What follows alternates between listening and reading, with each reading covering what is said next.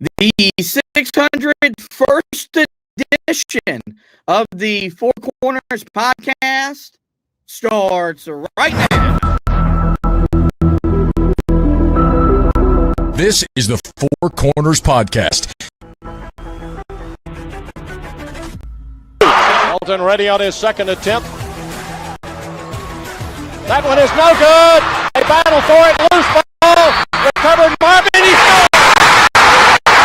17 seconds left.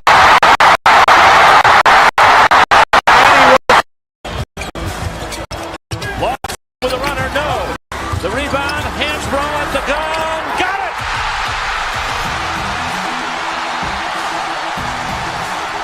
They were 4 for 24. Hansbrough on a switch on Paulus. A deep three. And Green rips down the rebound in traffic. 4-on-1. What a great job. What a terrific job in transition. I mean, you couldn't plan that any better as a coach. Tipped away by Johnson. It's loose. Page.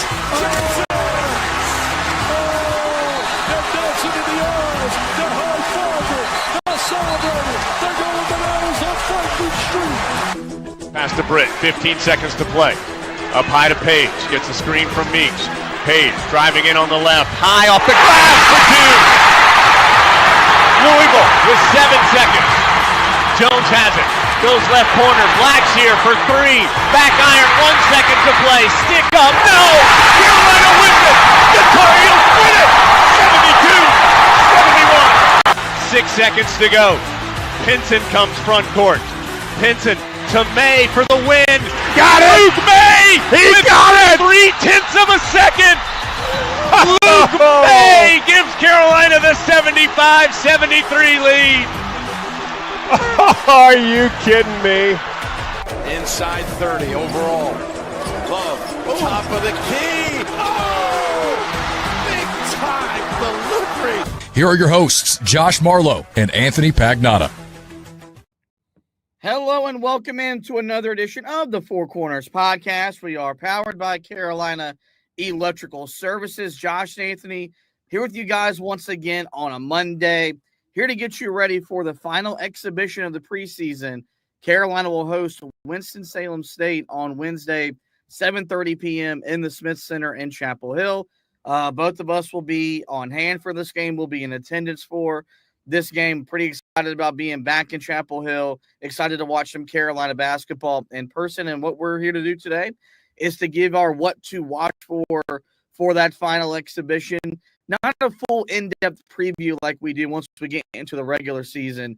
Just going to really focus on the Carolina side of things for this matchup.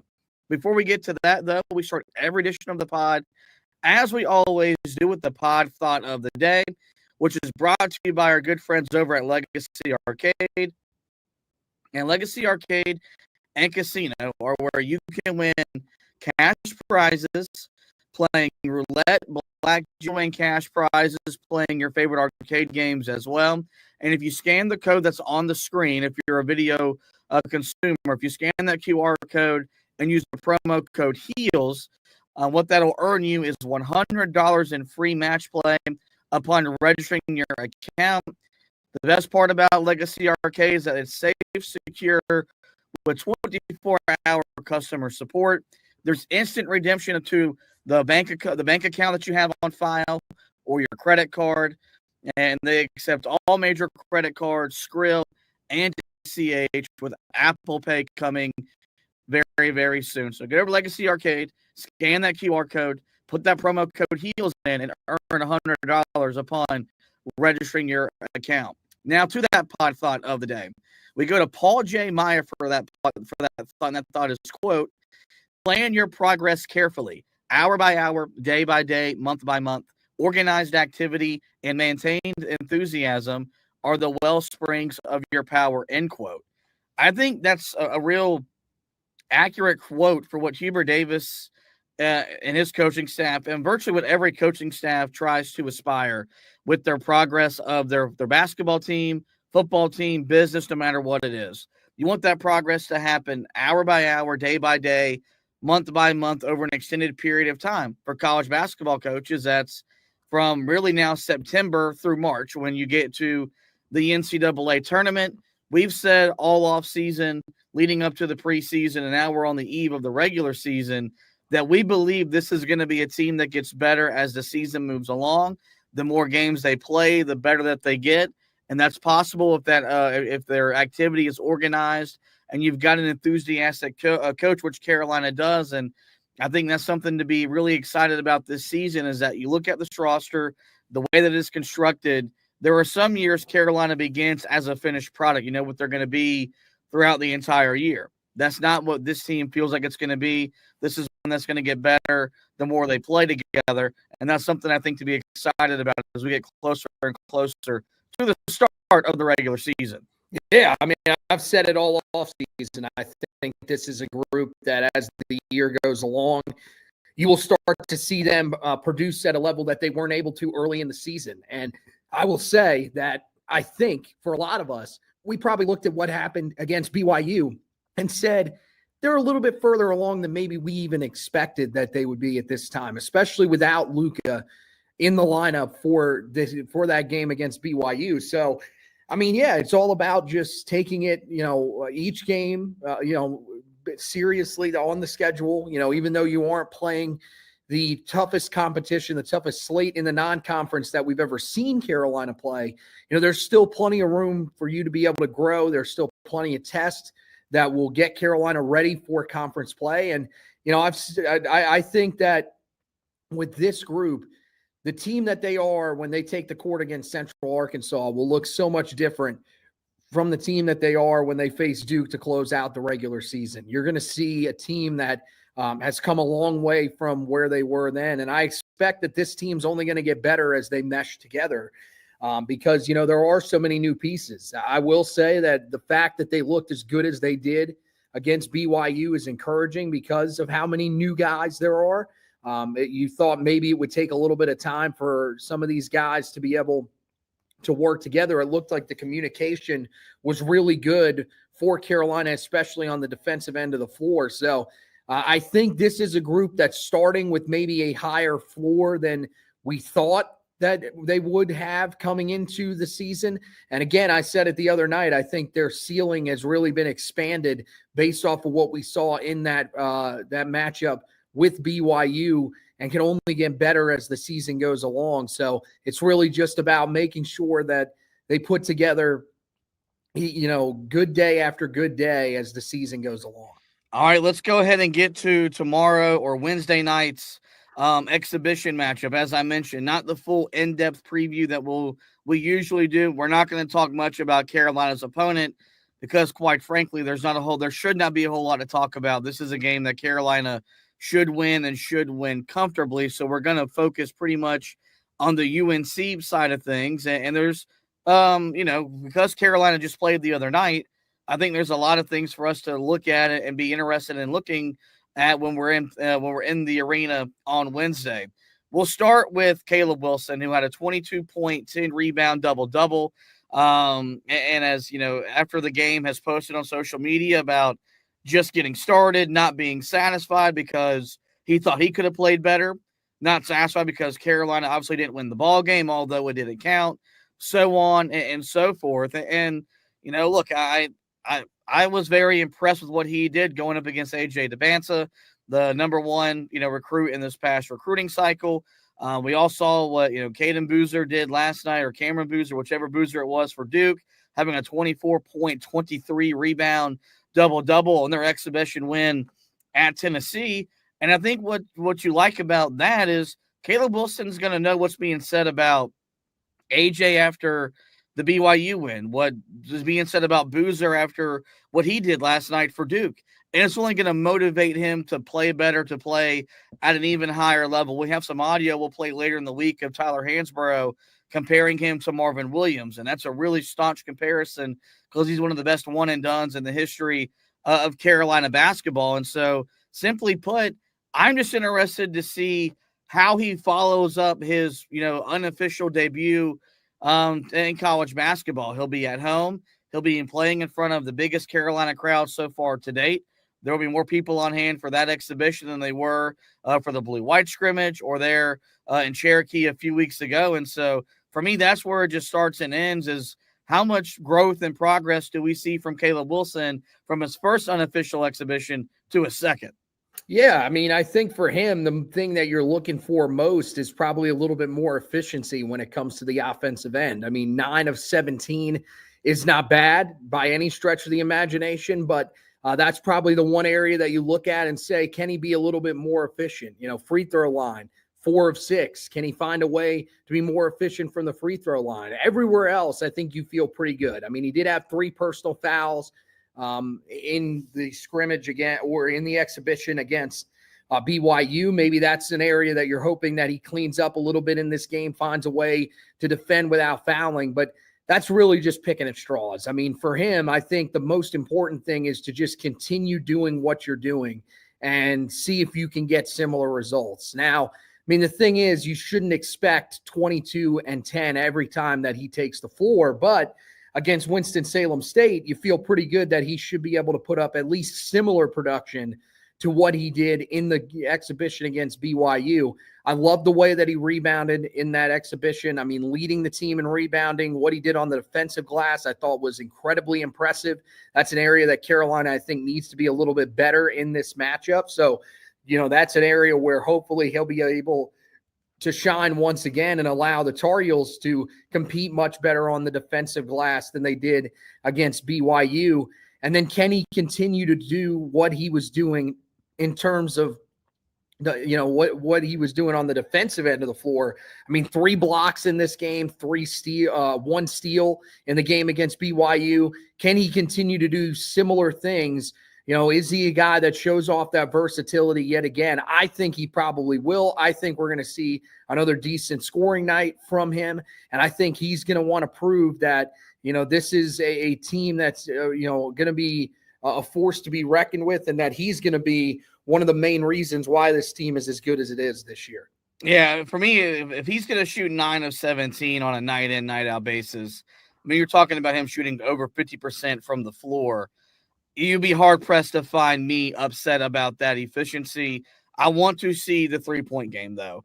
I do want that to be something that is a part of what he does for Carolina this season. Is he going to take as many threes as maybe we're used to seeing that guy at that position take? Probably not, but you do want to see that be a part of his offensive arsenal, despite knowing he's a much better scorer inside the three-point line. The second thing I want to talk about, and what I'll be interested to see, no Luka Bogavac against BYU. We don't know as of this moment if Luka Bogavac will be available on Wednesday night. That's the biggest reason why we held off on doing the big season preview. We were going to do that on Sunday. I got some information that decision is imminent. So kind of just hoping that this kind of comes down and he'll be available for the big official preview when we preview the actual start of the season. But so without Luka, Hubert Davis opted to start Jaren Stevenson. Carolina with a bigger lineup, just kind of what you saw at different times with Duke a year ago, where they were just, 6'8", 6'10", I think in 6'10", there through the 3, 4, and 5 spot. This is the time of year, though, where you experiment, you play different lineups, you tinker with different things. I'd be interested to see if Luka isn't available to play. Does Jaren Stevenson get the start again? He definitely deserve or earn the right to start, in my opinion. Or does Hubert Davis, because it's an exhibition against a school like Winston-Salem State, does he maybe insert Jonathan Powell into the starting lineup to get more offensive production from him after a quiet night the other night against BYU? What do you think should be the plan for Carolina if Luka Bogavac isn't yet cleared by the university to play basketball? Yeah, I mean, the way that Caleb Wilson played the other night at the 3, I think you feel comfortable rolling with the lineup that you did the other night. I think that's the lineup that they're going to want to roll with the most. Jonathan Powell, I think, wasn't the most effective player in his minutes on the floor. Now, granted, it wasn't a ton of minutes for him, but, I mean, still, I think that's something where if he ends up coming out making a huge difference in the game, well, then all of a sudden it makes a little bit more sense why Carolina would want to play him. I mean, he was a guy that played 15 minutes the other night, scored 3 points, was 1 of 2 from beyond the arc. That's the only thing that I think maybe you would look at and say, but that's could be one of the reasons you put him on the court. The problem for him is that the other guy, the guy that made the most threes of anybody on the night, was Jaren Stevenson. Now, I think the other area that you would have to look at is Jonathan Powell a better rebounder than what we're seeing from Stevenson? Stevenson just 2 rebounds. Meanwhile, Powell 4 rebounds and much less time on the court. I mean, Jaren Stevenson played 32 minutes, only had 2 rebounds. So is that an area where Carolina looks at and says, maybe this is where Jonathan Powell has a little bit of an advantage? The other advantage could be the fact that he did not turn the ball over the other night. Jaren Stevenson turned it over 5 times. So I do wonder if that is, something that they are looking at. The thing is, though, with Jaren Stevenson on the floor, Carolina was +2. With Jonathan Powell on the floor, Carolina was -8. So I think that shows you that, when even though he was turning the ball over, when Jaren Stevenson was on the court, Carolina was pretty effective with what they were doing. So I think they'll probably stick with Jaren Stevenson. I would like to see, maybe a little more balance in this game. Let's get a real look at what Jonathan Powell actually brings to the table. Maybe, 15 minutes, though, is enough where we should be able to figure out what he brings to the table. But still, I think this is a chance for you to sort of mess around with some of those lineups, get a look at some of those guys, to figure out that 5 spot a little bit more behind Henry Vasar. This is a game where you shouldn't have to play these guys the way that you did the other night. I mean, you had 4 guys in the starting lineup play over 30 minutes the other night. And that makes sense because that's an exhibition that you're hoping is going to translate over into the regular season the way that you played that game.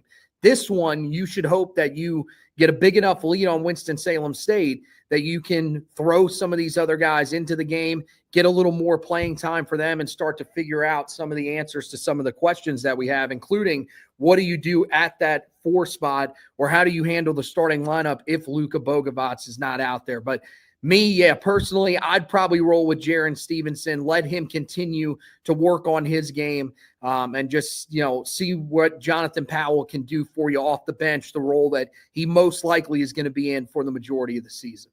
I think that's the benefit of the way Carolina in the 2 exhibition era sets things up. And this is not going to change. Hubert Davis said that when he talked before the BYU game. They're going to play one major opponent every year. Last year it was Memphis. This year it was BYU, while keeping the tradition of playing an in-state school. That was something that I believe started under Roy Williams. I think because that was when the exhibitions became a thing. He's carrying that over. They're always going to play a small in-state school. But what that allows you to do is, you treated the other night like a regular season game. You played that game as if it mattered. You played your starter-like minutes. This one, you should not have to. You should hopefully play all your guys 20, 22 minutes at the most, because you should be able to rotate all of your guys into the ball game.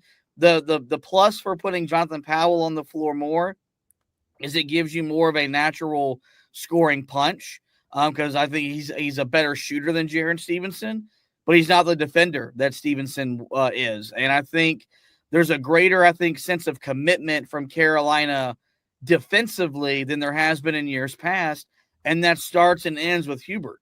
This is the most I've heard him talk about defense in the preseason since he's been the head coach. And every coach talks about defense, but it's every time he's behind the microphone, he talks about what they can be, what they should be defensively, while knowing that they can really be, an offensive juggernaut once this roster does come together. So it'll be interesting to see kind of what he does. Regardless, the opponent should allow you to tinker with a bunch of different matchups or a bunch of different lineups throughout the course of 40 minutes. Another thing I want to look at, and this would really, speak to how coachable this group is, Carolina turned the ball over 19 times against BYU, 11 in the first half with 11 turnovers, or with 11 turnovers and 11 fouls. Do they play a cleaner game on Wednesday night? Mm-hmm. The competition level should suggest that. You should not commit 19 turnovers against Winston-Salem State. You should not commit 11 first-half fouls against them either. In both halves, Carolina was in the bonus pretty early, or I'd put BYU in the bonus pretty early. that's a recipe for how you get beat on the road on a neutral floor against a top 10 opponent. And the reason why I want to be aware of this going into this exhibition is, this was talked about, this was dissected when they looked at the film, when they reviewed it. So, and you would imagine in the practices afterwards, something they harped on. If Carolina comes out and they cut the turnovers down and they cut the fouling down, that suggests to me this is a coachable group. And this is a group that Hubert Davis feels comfortable and confident challenging. There's been times where he just knew that his group was not going to respond. Why bother? If he's got to figure out what the tone of this group is, I feel this is a group that he can challenge them, kind of get in their butts a little bit and say, hey, you can't do this once the games count, because if we do this when the games count, then guess what? You're going to lose, and those losses count as opposed to what the other night did not officially count in the box score. So I think that's something I want to be aware of is, do they cut down on the turnovers, and do they play better defense? Although last time I checked, Winston-Salem State does not have a player like A.J. Devanza, who I feel like the refs are going to be willing to give him any whistle known to man, because I still have never seen someone be officiated that way in an exhibition college basketball game. Well, that was going to be one of my first points, was that the officiating wasn't exactly the greatest that we've ever seen the other night. I mean, they were calling a lot of touch fouls on Carolina, and that's part of the reason why BYU was able to get to the bonus as quickly as they did. I think you're going to see better defense in this game without fouling. I think you'll just see better defense overall. I think Carolina, matching up against a team that is much lesser competition than BYU, they should be able to succeed in that area. And I mean, for Carolina, I didn't think they really did a bad job of defending. I mean, yeah, a lot of guys picking up fouls because there was a tight whistle. But I thought for the most part, Carolina did a really good job defensively against BYU. I mean, BYU, we saw them struggle from beyond the arc just like Carolina did. And that was a team that was one of the better, shooting teams a year ago. And so this is, for Carolina, it's just, can you prevent them from getting to the foul line? And then, the more important thing to me is the turnovers, because I think this game, it still has the capability to be a game where Carolina turns the ball over because they're trying to be a little too aggressive. I think that's what we've seen in a lot of these exhibitions. We were watching the Purdue-Kentucky exhibition the other night, and there were a lot of turnovers in that one as well. So I think that's just kind of been the name of the game when it's come to these preseason exhibitions, is that you've seen a lot of teams turn the ball over at a very high rate because they're, trying to be a little bit more aggressive, doing things that they wouldn't necessarily do in games that count. So hopefully for Carolina in this one, going up against lesser competition, it's also a game that doesn't count, but hopefully you can cut down on those turnover issues and find a way to be a little bit more efficient. Because if you do, then you should be able to comfortably win this game, which I think should be the goal for Carolina going into this one. All right, and the last thing I want to talk about, what to watch for before our overarching discussion topic. Felt really good about Seth Trimble the other night. 17 points, 6 of 12 from the field, grabbed 7 rebounds.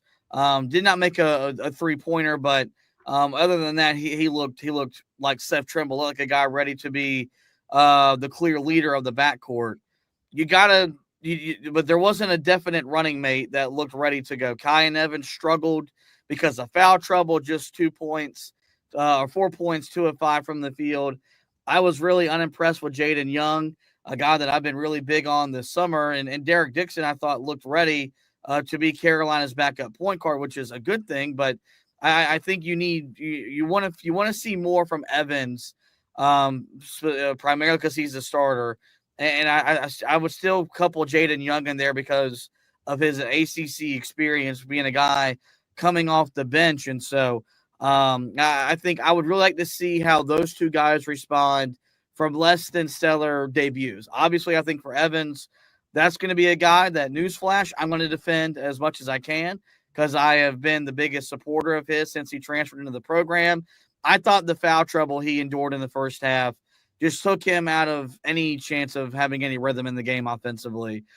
Did some nice things, had 5-to-1 assists to turnover ratio. You love that part of it. But I do think, Carolina wants and needs him to score. And I think Jaden Young needs to be a guy that at least early on in the season, we can count on him coming off the bench and giving Carolina productive minutes. And I do think for him, production does equal points. Like, there is something to be said about maybe coming in and running that second team offense and getting Carolina into their sets and everything. But they brought him in because of the way he could score the ball and the way he did score the ball at times at Virginia Tech. So, I do think for him that, production is not always equal for everybody.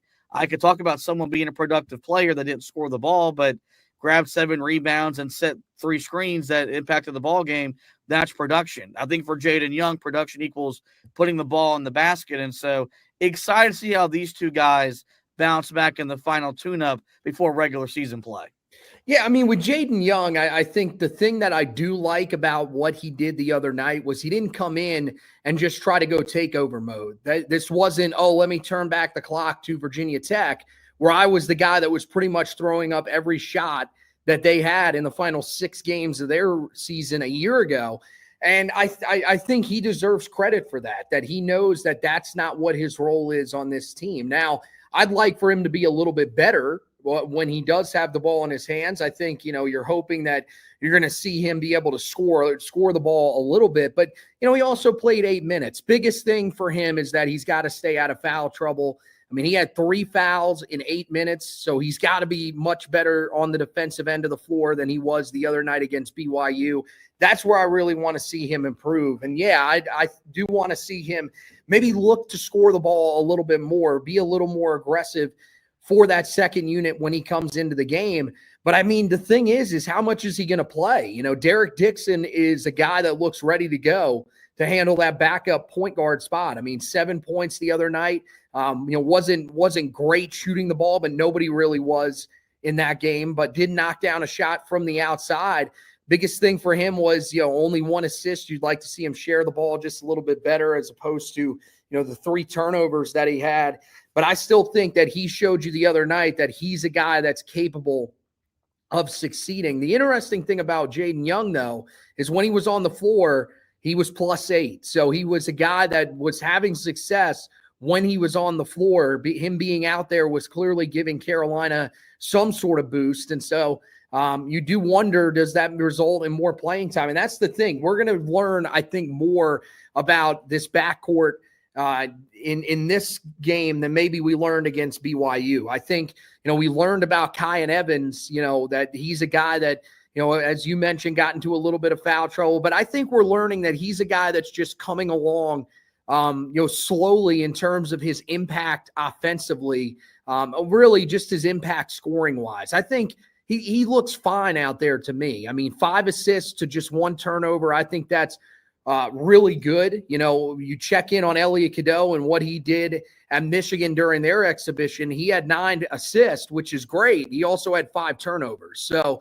just back to what you would expect from Elliot Cadeau in his time at Carolina, where Kyan Evans was more efficient, and you're hoping that that's going to carry over. Yes, would I like to see him shoot the ball a little bit more, be more confident in his own shot, knock down some shots from the outside? Yes, that's something that I think is part of his game that will come along as the season goes along.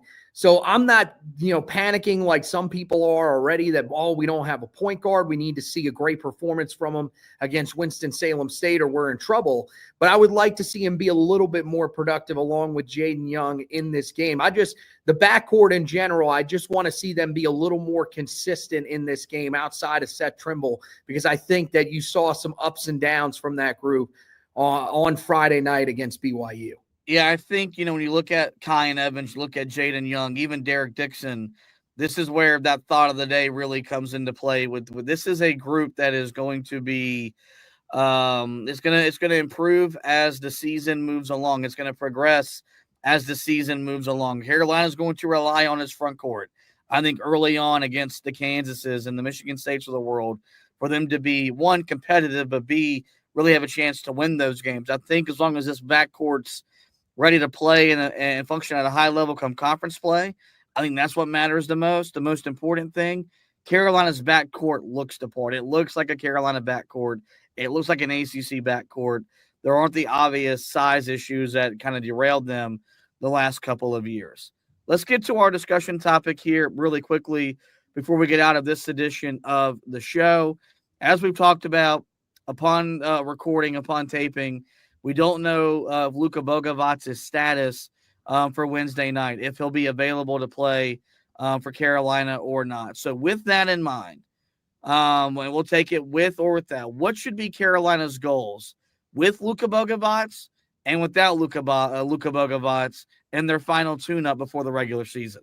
Well, I think it's really clear that without him, I mean, the goal is still to be able to win this game comfortably, but it's mainly trying to work on figuring out what that half-court offense looks like without Luka out there. You know, who's the guy that can step up and make shots for Carolina in the half court? I think, you know, we've seen it that Caleb Wilson is a guy that's capable of, you know, making plays in the half court, that creating on his own. I think we've seen that, especially with his face-up game. So I think he's one guy that you can rely on, but who else? You know, who do you look to? Do you look to Vasar inside? You know, Carolina did that a little bit in the game on Friday, but maybe they look there, try to get him more post touches.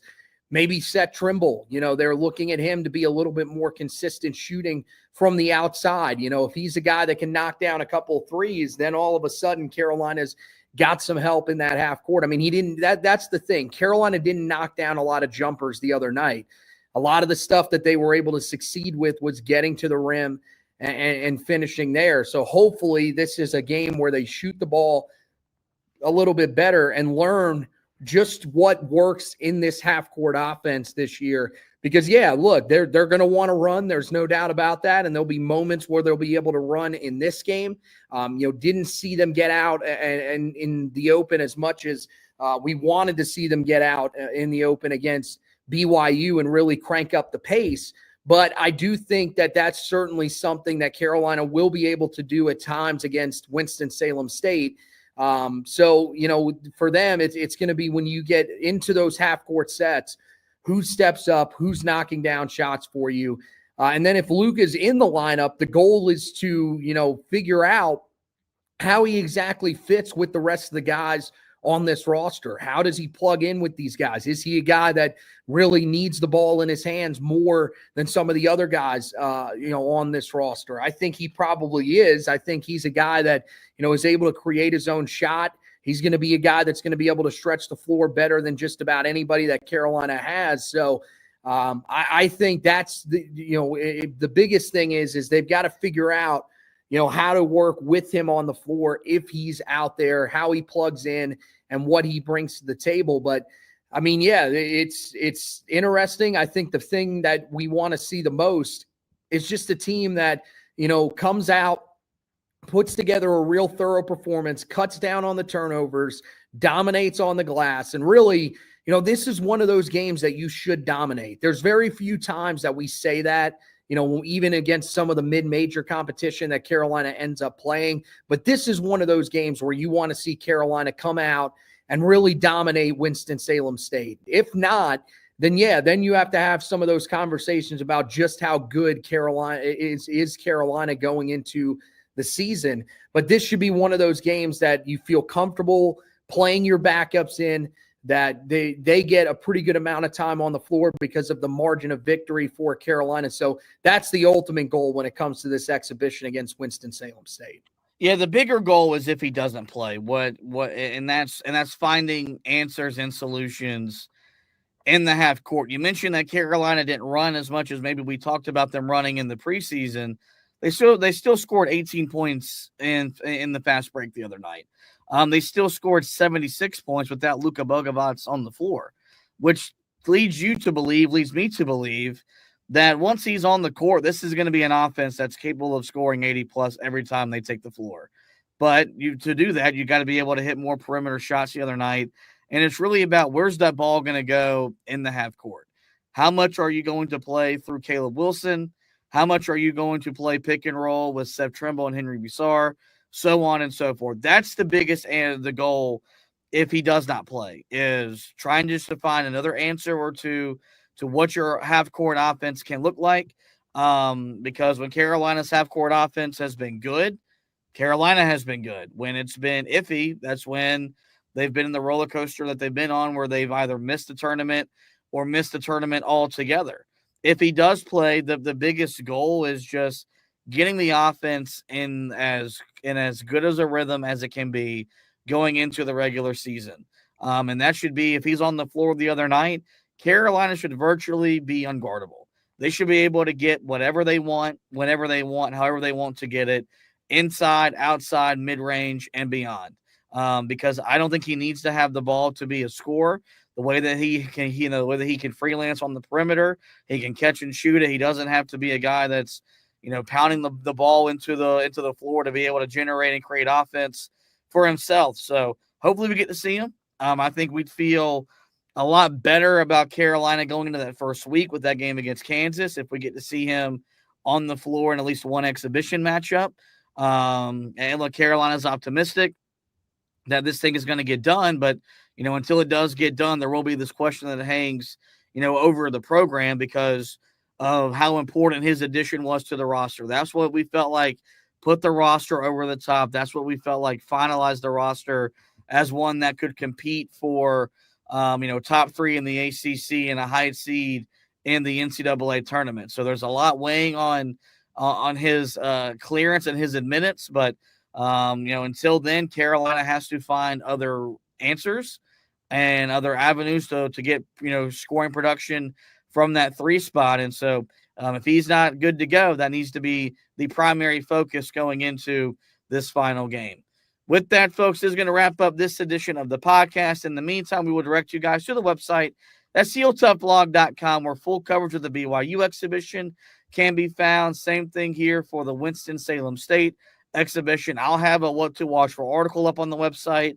And then as we make our way back home on Wednesday, there will be the takeaways article for you as well. So be on the lookout for that.